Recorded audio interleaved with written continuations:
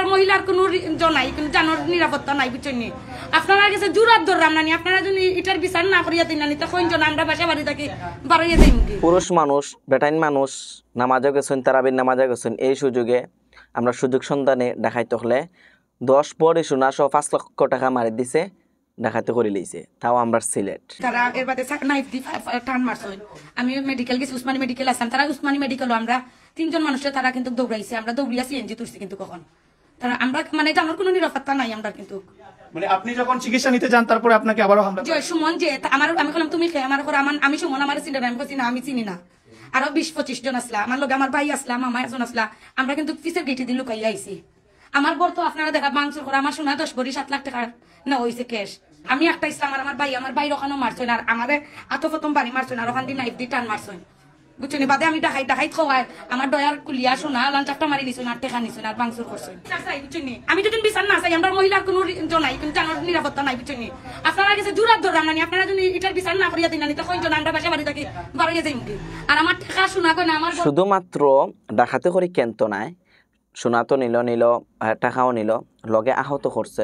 ফুয়া একজন স্টক করিলেছেন, ফুড়িয়ে গিয়ে স্টক করছে, এটা বাইরা কোনো মাছ স্টক করার কথা স্বাভাবিকত। তো এই সময়টা তারাবির একটা দীর্ঘ সময়, 1-1.5 ঘন্টা একটা সময়, এই সময়টা দেখাইতে লাগে একটা প্লাস পয়েন্ট। কারণ পুরুষ মানুষ ঘরে থাকে না এই সময়। আমি আমার ঘরের কথা কই, আমার বাড়িতে এখন আমার আম্মা ছাড়া আর কেউ নাই।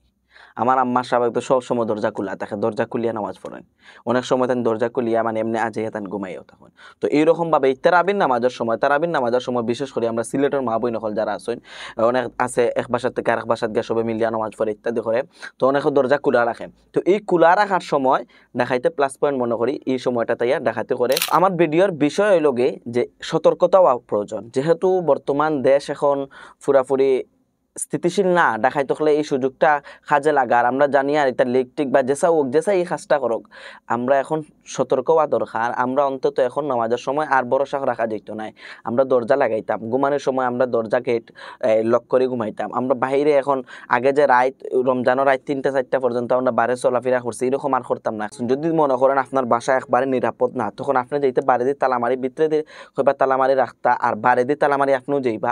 ততক্ষণ পর্যন্ত আপনার স্বামী, আপনার ফুয়া, আপনার ভাই আপনার কল দিয়া কইছে না যে আমি আইছি দরজা খুলো, ততক্ষণ পর্যন্ত দরজা খুলবা না। বালাতা হোক্কা, সুস্থতা হোক্কা, সতর্কতার লাগে ভিডিওটা সবার নিকট পৌঁছে দক্কা, মানুষ সতর্ক করক্কা। আজকে আমার তারার ঘর ইসলামপুর মেজর টিল্লার দেখাতে হয়েছে, কালকেও জায়গা তৈব, পরশু আপনার ঘর হইতো নাই কি সন্দেহ আছে।